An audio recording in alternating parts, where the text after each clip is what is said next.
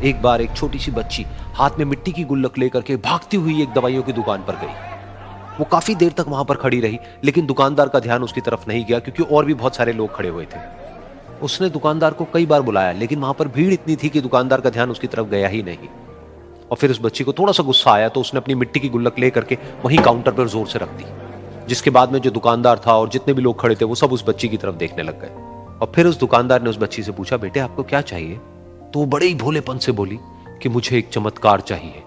ये सुनकर के दुकानदार को कुछ समझ नहीं आया, ना ही वहां पर जो लोग थे उनको कुछ समझ में आया, और सब उसकी तरफ देखने लग गए। फिर दुकानदार ने बोला, बेटे चमत्कार तो यहाँ पर नहीं मिलता है। तो बच्ची को लगा कि वो उससे झूठ बोल रहा है, तो बच्ची ने कहा कि मेरी गुल्लक में बहुत पैसे हैं, आप बताओ आपको कितने पैसे चाहिए, लेकिन मैं आज यहां से चमत्कार लेकर के ही जाऊंगी।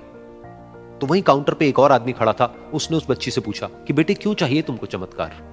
तब उस बच्ची ने अपनी कहानी बताई कि अभी कुछ दिन पहले मेरे भाई के सर में बहुत तेज दर्द हुआ, तो मेरे पापा मम्मी उसको हॉस्पिटल ले गए। उसके बाद कई दिन तक मेरा भाई घर नहीं आया। तो मैंने कई बार अपने पापा से पूछा, लेकिन उन्होंने मुझे कुछ नहीं बताया। उन्होंने बार बार यही कहा कि वो आ जाएगा, वो कल आ जाएगा, वो कल आ जाएगा, लेकिन वो आ ही नहीं रहा था। तो मैंने देखा कि मम्मी रो रही है, और पापा मम्मी को कह रहे थे कि उसकी दवाइयों के लिए और उसके इलाज के लिए जितने पैसे चाहिए उतने मेरे पास में नहीं है, अब उसको कोई चमत्कार ही बचा सकता है। तब मुझे लगा कि अगर मेरे पापा के पास में इतने पैसे नहीं भी हैं तो क्या हुआ, मेरे पास में तो है। तो मैंने जितने भी पैसे जोड़ रखे हैं वो सारे लेकर के मैं इस दवाई की दुकान पर आई। फिर उस आदमी ने उस बच्ची से पूछा, कितने पैसे हैं तुम्हारे पास में? ये सुनते ही उस बच्ची ने अपनी गुल्लक उठाई, जमीन पर फेंकी और तोड़ दी, और पैसे गिनने लग गई। बाकी सब लोग खड़े होकर के उसको देख रहे थे। थोड़ी देर बाद उसने सारे पैसे अपने हाथ में इकट्ठे किए और बोली, मेरे पास में पूरे 19 रुपए हैं।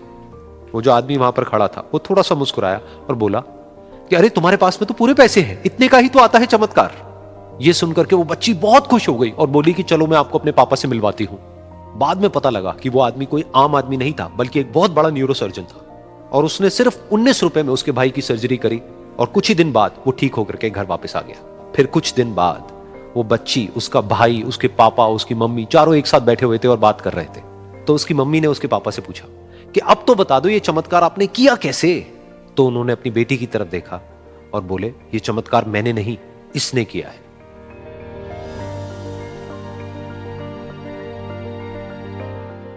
तो यहां पर एक बहुत बड़ी बात है जो हम उस छोटी सी बच्ची से सीख सकते हैं कि जिंदगी में कभी कभी ऐसा होता है कि हमको कोई रास्ता नजर नहीं आ रहा होता है और हम लोग हिम्मत हार जाते हैं। तब हमारे अंदर एक बच्चा होता है जो कोशिश करने से कभी भी पीछे नहीं हटता है। वो हार मानने को तैयार नहीं होता है क्योंकि उसको ना शब्द समझ नहीं आता है। वो बच्चा जिसके लिए कुछ भी नामुमकिन नहीं है, क्योंकि वो हर हाल में कोशिश करता ही रहता है।